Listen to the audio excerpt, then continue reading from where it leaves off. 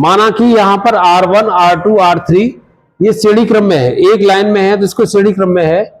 इसमें जो धारा है, जो इसमें करंट है वो I है, और इन सिरों के बीच में V1 है, R2 में V2 है, R3 में V3 है, जो वोल्टेज है विभवांतर है वो। तो इसमें ये ध्यान रखना है कि विभवांतर अलग अलग होता है और धारा समान होती है श्रेणी क्रम में। तो यहां पर माना प्रतिरोध R1, R2, R3 श्रेणी क्रम में जुड़े हैं, इनमें धारा I प्रवाहित हो रही है और इनका विभवांतर क्रमशः V1, V2, V3 है, और कुल प्रतिरोध क्या है, तुल्य प्रतिरोध, टोटल प्रतिरोध R मानते। तो यहां पर ओम का नियम लगाते V बराबर IR से, यहां टोटल जो है विभवांतर V1, V2, V3 है, तो V बराबर कुल बराबर V1, V2 और V3 प्लस में आ गया, V बराबर IR लगाएंगे यहां पर। तो इसमें देखो V बराबर IR, तो I और R, V1 होगा तो I R1, V2 होगा तो I R2 और ये I R3।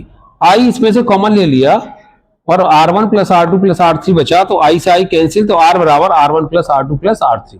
तो ये याद रखेंगे, इसमें फॉर्मूला है, जब हम श्रेणी क्रम में संयोजन करते हैं, जोड़ते हैं, तो R बराबर R1 plus R2 plus R3 आता है। इसी प्रकार से अब समांतर क्रम देखते हैं कि यदि ये समांतर क्रम में है, देखिए ये R1, R2, R3 यहां पर समांतर क्रम में है, एक दूसरे के समांतर हैं ये। तो यहां पर ये ध्यान रखना है कि जो धारा है वो पहले में I1, I2 और I3 बहेगी, और जो टोटल विभवांतर है वो सब में समान रहेगा, इसमें भी V, इसमें V, इसमें भी। तो ये चीज ध्यान रखनी है।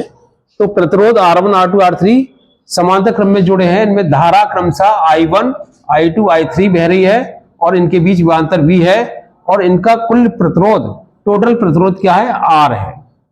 तो यहां पर धारा अलग अलग है, तो कुल धारा बराबर कितनी बहेगी, I1 plus I2 plus I3।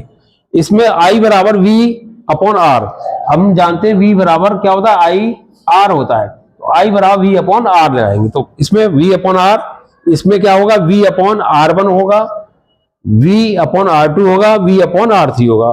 ऊपर से V कॉमन ले लिया, तो 1 upon R1 plus 1 upon R2 plus 1 upon R3, V से V कैंसिल, तो 1 upon R1 is equal to 1 upon R1 plus 1 upon R2 plus 1 upon R3। ये होता है इसमें समांतर क्रम में।